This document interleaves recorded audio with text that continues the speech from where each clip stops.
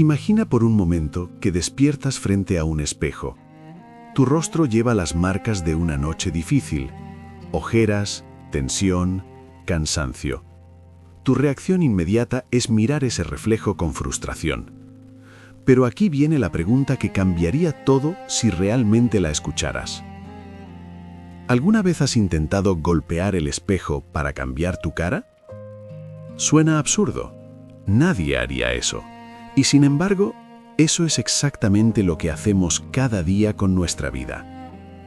Neville Goddard lo expresó con una claridad que atraviesa el tiempo.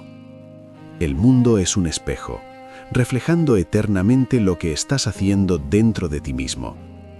Deja el espejo en paz y cambia tu rostro. Deja el mundo en paz y cambia tu concepción de ti mismo. Esta no es poesía metafísica, es una instrucción operativa. El problema fundamental de la existencia humana no es que las circunstancias sean difíciles, es que hemos invertido la relación entre causa y efecto. Creemos que el mundo exterior genera nuestro estado interior, cuando es exactamente al revés. Cada mañana, millones de personas despiertan y lo primero que hacen es consultar la realidad. Miran el teléfono, las notificaciones, el saldo bancario, los mensajes que llegaron o no llegaron. Y en ese momento, sin saberlo, entregan su soberanía al reflejo. Le preguntan al espejo cómo deben sentirse hoy. Neville insistía en un punto que sus oyentes muchas veces pasaban por alto. La consciencia es la única realidad. No figurativamente, literalmente. Todo lo demás es sombra proyectada. Pero, ¿qué significa esto en términos prácticos? Significa que tu cuenta bancaria de hoy es la fotografía de una conversación interior de ayer. Tu relación actual es el eco de una asunción que sostuviste hace semanas, meses, quizá años. Tu cuerpo es el registro físico de lo que has creído cierto sobre ti mismo durante décadas. Lo visible siempre llega tarde, siempre. Y aquí está la trampa en la que caemos. Reaccionamos a lo tardío como si fuera lo actual. Discutimos con fotografías viejas, negociamos con ecos. Hay una historia que Neville contaba sobre una mujer que trabajaba con un empleador que constantemente la criticaba. Ella estaba convencida de su injusticia. Cada día acumulaba evidencia de su maltrato. Pero cuando Neville la escuchó, no le ofreció estrategias para cambiar a su jefe. Le hizo ver algo diferente. Le preguntó qué conversaciones mantenía consigo misma durante el día. La mujer admitió que pasaba horas imaginando discusiones con él, defendiéndose, señalando sus errores, probando su propia inocencia en tribunales mentales que ella misma convocaba. La instrucción de Neville fue simple: necesitas una nueva pieza de conversación. No cambies al jefe, cambia el diálogo interior que sostienes sobre él, y el jefe cambiará, porque nunca fue otra cosa que tu conversación hecha carne. La mujer siguió el consejo, comenzó a imaginar a su empleador felicitándola, agradeciéndole, reconociendo su valor, no porque fuera fácil, sino porque entendió que lo exterior es siempre secundario. En pocas semanas, sin ningún cambio en las políticas de la empresa, sin ninguna intervención externa, el mismo hombre que antes la atacaba comenzó a tratarla de manera completamente diferente. ¿Magia? No. Arquitectura de la consciencia operando según sus propias leyes. El espejo no tiene poder propio, solo refleja. Y cuando dejamos de exigirle al reflejo que cambie primero, descubrimos algo perturbador. El poder siempre estuvo de este lado del cristal. Hay una distinción que Neville consideraba fundamental, tan fundamental que dedicó conferencias enteras a ella. Es la diferencia entre desear y asumir. Parecen similares, no lo son, son opuestos. Desear es mirar hacia adelante con anhelo, es sentir la distancia entre donde estás y donde quieres estar, es vivir en la brecha.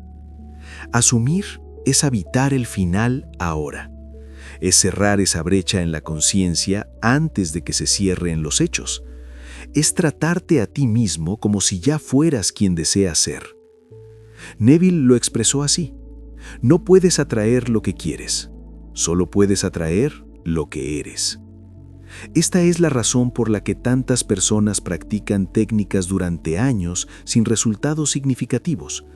Visualizan desde el deseo, afirman desde la carencia, repiten frases mientras su estado interno grita precisamente lo contrario.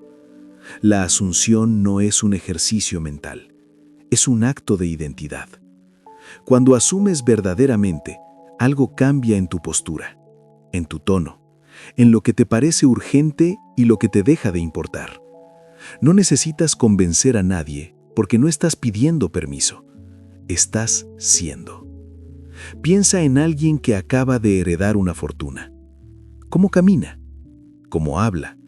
¿Cómo responde cuando alguien le ofrece algo de menor valor?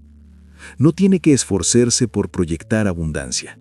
La abundancia es su estado, y desde ese estado, todo lo demás se reorganiza para coincidir con lo que ya decidiste que eres. La señal de que has asumido verdaderamente no es euforia, es paz. No es excitación constante, es una especie de desinterés progresivo de demostrar nada.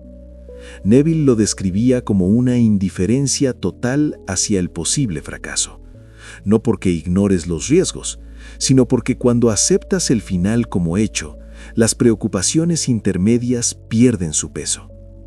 Hay una prueba simple para saber si estás deseando o asumiendo. Pregúntate: ¿necesito señales para seguir? ¿Estoy buscando evidencia? ¿Me detengo a medir si ya está funcionando? Si la respuesta es sí a cualquiera de estas, todavía estás deseando. El que asume no busca confirmación porque no tiene nada que confirmar. Lo que es tuyo no se persigue. Lo que eres no necesita pruebas. Neville contaba que cuando él asumió que estaba de vuelta en su apartamento de Nueva York, mientras su cuerpo seguía en un cuartel del ejército en Luisiana, no se despertaba cada mañana preguntándose si su imaginación había funcionado. Vivía su día en el campamento, sí, cumplía sus deberes, pero su residencia interior ya no estaba allí. Esa es la textura del gesto que separa a quienes practican estas enseñanzas de quienes las encarnan. No hay vigilancia ansiosa, hay habitación tranquila. Y desde esa tranquilidad, desde ese no necesitar probar nada, el mundo comienza a reacomodarse para coincidir con lo que ya decidiste que eres. Existe un concepto en las enseñanzas de Neville que merece atención especial. Lo llamó el puente de incidentes. Es la secuencia de acontecimientos aparentemente desconectados que se despliegan entre el momento en que asumes algo como cierto y el momento en que se hace visible en el mundo. La mayoría de las personas no entiende cómo funciona este proceso. Esperan líneas rectas, planifican causas y efectos lógicos, imaginan que si desean algo, el universo debería entregárselo de la manera que ellos previeron. Pero el puente de incidentes rara vez es lógico, rara vez es predecible. Puede incluir una conversación casual con un desconocido, un retraso inesperado en un aeropuerto, un error que te lleva a un lugar donde no planeabas estar, una pérdida que abre una puerta que ni sabías que existía. Neville insistía: no puedes controlar el cómo, tu único trabajo es sostener el qué. Esta es la parte donde la mayoría abandona, porque el puente de incidentes puede parecer contradicción antes de revelarse como construcción. Imagina que alguien asume que tiene un nuevo trabajo, lo siente real, duerme en ese estado, y a la semana siguiente lo despiden del trabajo actual. La mente condicionada grita: no funcionó, todo salió mal. Pero quizás ese despido era exactamente el primer tablón del puente. Quizás esa puerta tenía que cerrarse para que otra se abriera. Quizás la nueva posición que asumió requería que estuviera disponible de una manera que su empleo anterior no lo permitía. El puente de incidentes demanda una cualidad rara: confianza sin evidencia. Neville lo expresó de una forma particularmente reveladora. Al final está mi comienzo. Voy al final y comienzo desde allí. Luego, de una manera que no conozco y que no necesito diseñar conscientemente, me muevo a través de un puente de incidentes. Nota las palabras: de una manera que no conozco y que no necesito diseñar conscientemente. Esto no es pasividad, es rendición estratégica. Actúas cuando la acción surge naturalmente desde tu estado, pero no actúas para que funcione. No empujas desde el miedo a que no suceda, no fuerces porque todavía no crees. La acción válida tiene una textura diferente. No suena a urgencia, suena a propiedad. Es la diferencia entre correr detrás de algo y caminar hacia algo que ya te pertenece. Mientras cruzas el puente, puede parecer que nada está pasando, o peor aún, puede parecer que todo va en dirección contraria. En esos momentos, la tentación de medir es casi irresistible. Pero medir es precisamente lo que rompe el puente. Cada vez que te detienes a verificar si ya llegó, confiesas que no has asumido verdaderamente que es tuyo, y esa confesión tiene consecuencias. Reprograma tu estado, y tu estado es lo único que el mundo puede copiar. El puente de incidentes funciona en silencio. Funciona mejor cuando dejas de mirarlo. Hay una mujer cuya historia Neville recogió en su libro The Law and the Promise. Quería un apartamento específico en Riverside Drive, New York. Esa vista, esa luz, ese silencio particular. La realidad decía que no. Lista de espera, requisitos que no cumplía, renta fuera de presupuesto. Un portero que pronunció la sentencia habitual: no hay nada disponible. Ella no discutió con mostradores ni con números. Cada noche, antes de dormir, se acostaba en ese apartamento. Sentía el pomo de esa puerta específica, giraba la llave, abría las ventanas, oía el tráfico lejano del río. Durante el día, las contradicciones continuaban. Cartas sin respuesta, visitas canceladas, vuelva el mes próximo. Ella permanecía. Pasó una semana y apareció el primer eslabón. Una amiga la invitó a tomar café cerca del edificio. El mismo portero que había dicho no hay nada disponible, la reconoció y comentó casualmente: hoy devolvieron una llave, pero piden entrada elevada. La cifra seguía diciendo que no. Ella bajó silenciosa, cenó y durmió en el final sin tocar el espejo. A la mañana siguiente, otra llamada. El propietario prefiere un arrendatario estable. La entrada puede resolverse de otro modo. Y ese otro modo llegó como puente de incidentes. Devolución inesperada de una fianza previa, un pequeño encargo pagado por adelantado, un familiar que ofreció un préstamo corto. Cuando entró con sus cajas, no hubo euforia, hubo normalidad. El mundo se había limitado a copiar con retraso lo que ella sostuvo sin espectáculo. No hubo rituales elaborados, no hubo persecución de señales. Hubo asunción del final como identidad. Cuando eso se volvió su estado normal, los hechos, con su propio calendario, obedecieron. Neville tenía un maestro llamado Abdullah, un hombre del que se sabe poco pero cuya influencia fue profunda. Abdullah era, según las descripciones, radical de una manera que Neville aún no había alcanzado. Hay una historia que se repite en sus conferencias. Neville quería viajar a Barbados para visitar a su familia. No tenía dinero, no tenía medio de transporte. Según todos los indicadores visibles, el viaje era imposible. Le expresó sus dudas a Abdullah. El maestro escuchó pacientemente y luego pronunció 5 palabras que cambiarían la vida de Neville. Ya estás en Barbados. No ofreció un plan, no sugirió buscar préstamos o trabajos adicionales. Simplemente declaró un hecho interior como si fuera más real que todas las circunstancias exteriores combinadas. Cuando Neville intentó argumentar con la realidad visible, Abdullah cerró la puerta en su cara, literalmente, y se negó a discutir el tema. Abdullah entendía algo que la mayoría de nosotros resistimos. Los 5 sentidos son testigos tardíos, no jueces válidos. La vista te muestra el inventario de ayer. El oído te trae ecos. El tacto confirma lo que ya se solidificó. Ninguno de ellos te muestra el origen. Ninguno de ellos puede decirte quién eres realmente o hacia dónde vas. Vivir gobernado por los sentidos es vivir en modo reacción permanente. Es despertar cada mañana y preguntarle al espejo cómo deberías sentirte. Es consultar la cuenta bancaria antes de decidir si puedes ser generoso. Es esperar el mensaje para decidir si eres valioso. Neville lo llamó la tiranía de los sentidos, y la mayoría de la humanidad vive bajo ese gobierno sin siquiera saber que hay otra opción. La otra opción no es negar los sentidos, no es cerrar los ojos y pretender que la pared no existe. Es reconocer que los sentidos tienen un sesgo estructural. Amplifican lo repetido, silencian lo nuevo. Por eso lo viejo siempre se siente más real que lo nuevo. Por eso el cambio parece frágil y la costumbre parece sólida. Pero esa solidez es una ilusión de la repetición, no una cualidad de la verdad.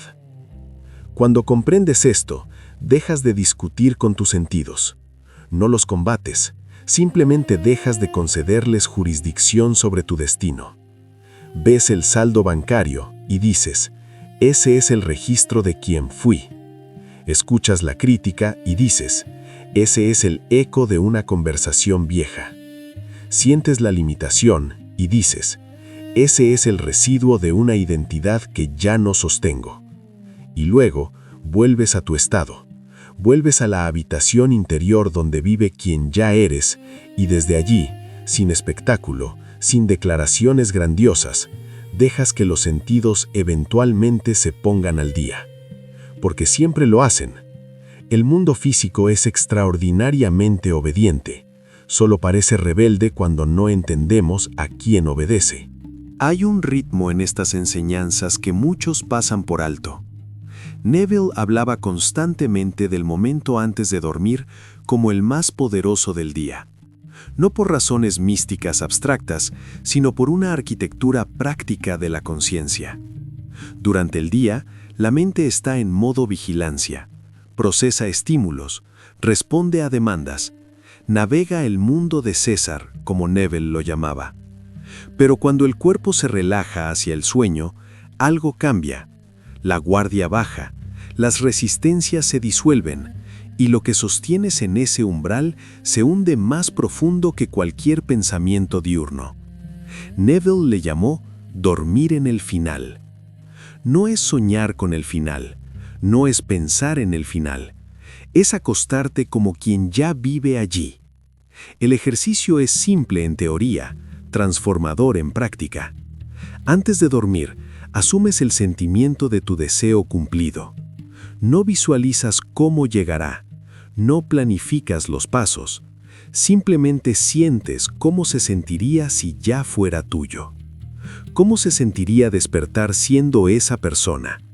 ¿Cómo se sentiría la almohada bajo la cabeza de quien ya tiene lo que busca? ¿Qué conversación interna tendría quien ya no necesita perseguir nada? Neville sugería hacerse una pregunta específica. ¿Cómo me sentiría si mi deseo ya estuviera realizado? La respuesta a esa pregunta, ese sentimiento específico, es lo que debe monopolizar tu atención mientras te deslizas hacia el sueño. El subconsciente no distingue claramente entre lo imaginado con sentimiento y lo experimentado físicamente. Para el subconsciente, un evento emocional es un evento real, venga de donde venga. Y el subconsciente es el arquitecto de tu mundo exterior. Neville lo expresó así: el sueño oculta el acto creativo, mientras que el mundo objetivo lo revela. En el sueño, el hombre impresiona al subconsciente con su concepción de sí mismo. Esto significa que lo que experimentas mañana no nace de lo que discutes en voz alta hoy, nace de lo que tu sistema acepta como normalidad cuando todo queda en silencio. El día, entonces, tiene una función diferente. El día es para sostener el tono. No vendes tu estado por un dato, no hipotecas tu identidad por una fecha, no regalas tu autoridad al primer correo incómodo o al primer silencio prolongado. Durante el día, te comportas como quien ya eres, sin fanfarria, sin anuncios, con una especie de sobriedad que viene de no necesitar demostrar nada. Y por la noche, cierras el ciclo, vuelves al final, descansas en lo que ya es cierto para ti, aunque el mundo todavía no lo sepa. Neville enseñaba que nunca debes irte a dormir sintiéndote desalentado o insatisfecho. Nunca duermas en la conciencia del fracaso, decía, porque tu subconsciente, cuyo estado natural es el sueño, te ve como tú crees que eres. Sea bueno, malo o indiferente, el subconsciente incorporará fielmente esa creencia. Esto significa que el momento justo antes de perder la conciencia es sagrado, no en sentido religioso, sino en sentido operativo. Es el momento donde se programa el día siguiente. Muchas personas pasan ese momento repasando preocupaciones, calculando problemas, imaginando escenarios de fracaso, y luego se preguntan por qué despiertan con ansiedad. El sentimiento que monopoliza tu atención mientras te relajas hacia el sueño es el sentimiento que tu subconsciente tomará como instrucción. Este ritmo, día que sostiene, noche que imprime, crea una coherencia que el mundo no puede ignorar indefinidamente. Y cuando esa coherencia se estabiliza, aparece lo que Neville llamaba el puente de incidentes. Llamadas que se cruzan, decisiones ajenas que de pronto favorecen, caminos que parecían cerrados y se abren por vías que no habías previsto. No hay fuegos artificiales, hay coherencia con retraso. Hay patrones que destruyen incluso las asunciones más sinceras. No vienen del mundo exterior, vienen de microtraiciones internas que la mayoría ni siquiera reconoce. El primero es vigilar el resultado como si fuera juez. Cada vez que abres la aplicación para ver si llegó el mensaje, cada vez que revisas la cuenta para ver si aumentó el número, cada vez que miras el calendario calculando si ya debería haber pasado algo, estás confesando que no es tuyo. Y esa confesión reprograma tu estado hacia la carencia. El antídoto es simple, pero riguroso. Trata el dato como registro tardío, nunca como veredicto actual. El segundo error es forzar acciones desde el miedo.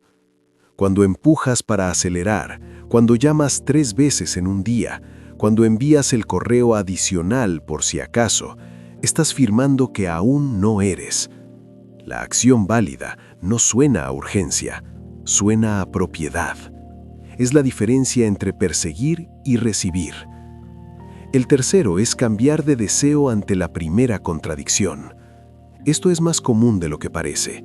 Alguien asume algo durante unos días, encuentra resistencia y decide que quizás eso no era para ellos, quizás deberían querer otra cosa.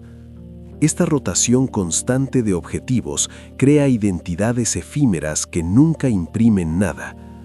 El antídoto es permanecer en el mismo final hasta que se vuelva normalidad, sin importar lo que el espejo muestre mientras tanto. El cuarto error es confundir euforia con asunción. La euforia sube y baja, es emoción de superficie.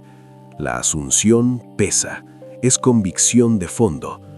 Si necesitas excitación para creer, todavía no es tuyo.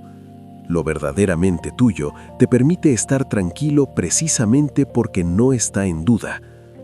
El quinto es explicarlo todo a quien necesita derribarte para sentirse seguro. Hay personas cuya identidad depende de que tú no cambies, no porque sean malas, sino porque tu transformación amenaza su mapa de la realidad. Explicarles lo que estás haciendo es invitar su resistencia a tu proceso. La élite silenciosa elige silencio operativo, menos declaraciones, más consistencia. El sexto error es comparar plazos con historias ajenas. Cada puente de incidentes tiene su propia logística. Lo que alguien manifestó en 3 días, otro puede manifestar en 3 meses, no porque uno sea mejor que otro, sino porque las arquitecturas internas son diferentes. La comparación es la forma más rápida de arrodillarte ante un reloj que no es el tuyo. El séptimo es negociar con pequeñas pruebas en contra. Un correo que tarda, un gráfico que baja, un silencio que se extiende. Cada una de estas es una invitación a reiniciar tu identidad, a volver a negociar con el espejo. Recuerda, son fotogramas viejos. El negativo nuevo ya está expuesto.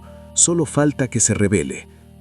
El octavo error es adorar los rituales y olvidar el origen.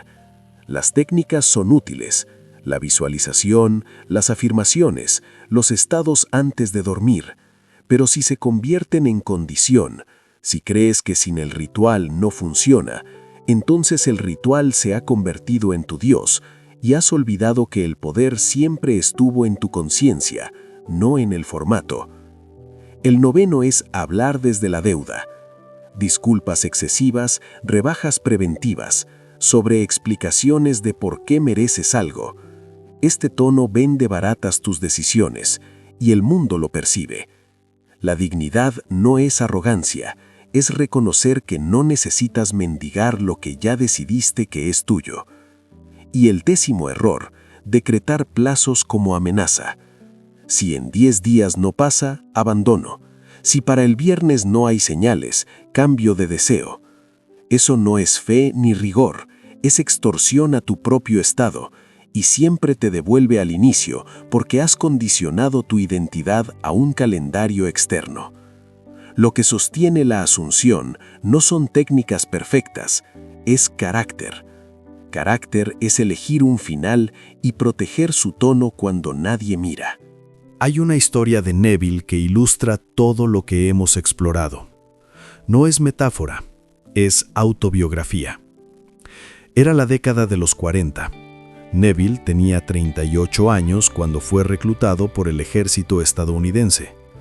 Lo enviaron a un campamento en Luisiana, lejos de su esposa y su pequeña hija en Nueva York. No quería estar allí, no por cobardía, sino porque sentía que su trabajo estaba en otro lugar. Pero el ejército no consultaba preferencias y la regulación era clara. La decisión del oficial comandante era final e inapelable. Neville siguió el procedimiento, solicitó una baja.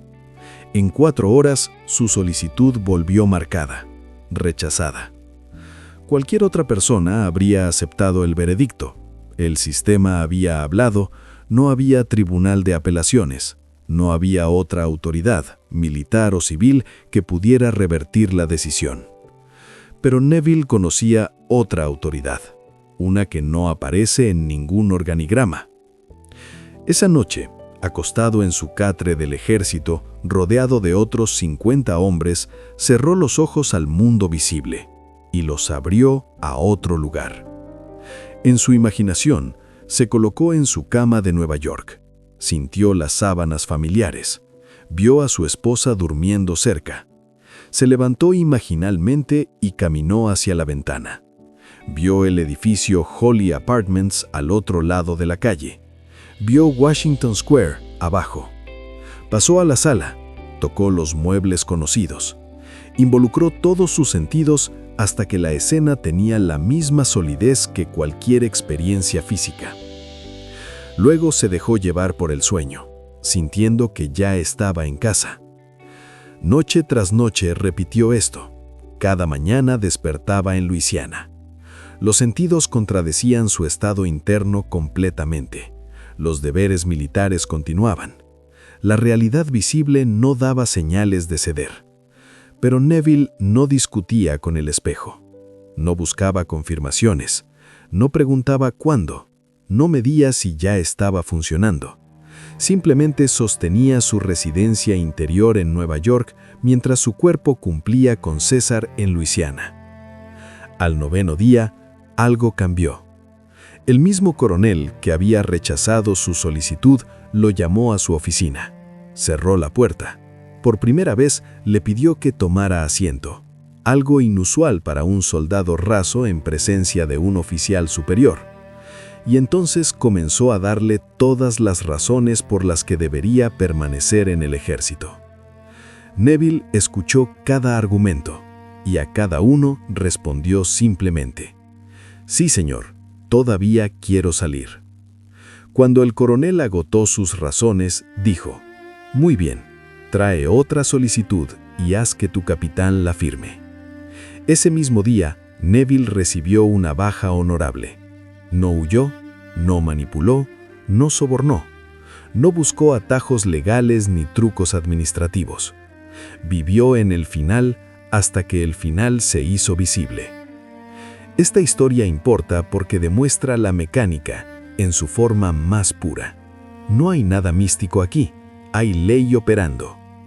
El Estado sostenido con coherencia, el día que no vende su identidad, la noche que imprime el final, eventualmente el mundo no tiene más opción que coincidir. El coronel no sabía por qué cambió de opinión. Para él, probablemente pareció una decisión racional basada en factores que podía articular, pero la causa real estaba en otra dimensión.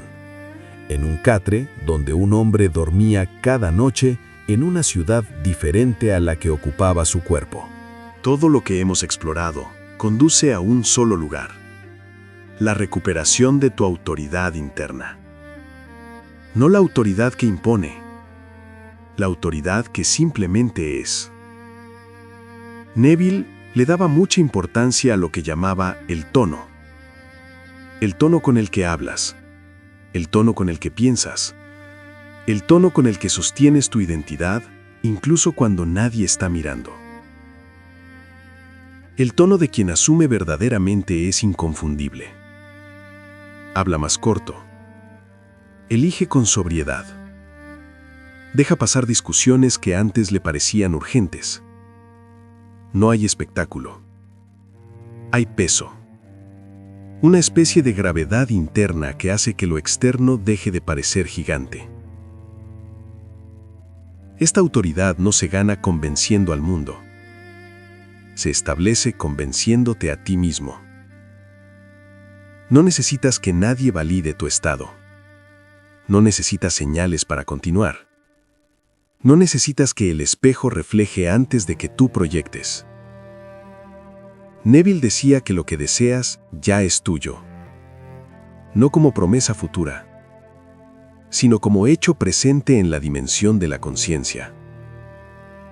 Tu único trabajo es aceptarlo, sentirlo tuyo, tratarlo como algo que ya no necesita ser perseguido, porque ya te pertenece. Desde ese lugar, las acciones que tomes serán diferentes. No serán para convencer a nadie de tu valor. Serán para ordenar lo que ya decidiste. La diferencia se nota en gestos mínimos. Dices que no donde antes aceptabas migajas. Sostienes silencios que antes te quemaban. Dejas conversaciones que antes te secuestraban. Ahí se ve el mecanismo real operando. Y cuando el espejo contradiga, porque lo hará, porque esa es su función hasta que se actualice, simplemente recuerdas quién manda. Recuerdas que lo visible es eco con retraso. Recuerdas que tu estado es el origen. Recuerdas que nunca has sido víctima del mundo exterior, solo del mundo interior que no sabías que estabas creando. Y entonces continúas, no con terquedad ciega, con autoridad serena. Esa es la ética de quienes han comprendido estas enseñanzas. Sobriedad en el tono, coherencia en la práctica, memoria constante del origen. El mundo es extraordinariamente plástico para quien deja de tratarlo como piedra. Y el espejo, tarde como siempre, termina reflejando exactamente lo que le muestras. Tu trabajo no es esperar, es ser. Y desde ese ser, desde esa normalidad asumida, desde esa paz que no necesita demostrar nada, dejas que la realidad, a su propio ritmo, aprenda a obedecer. Eso es todo. Eso siempre fue todo.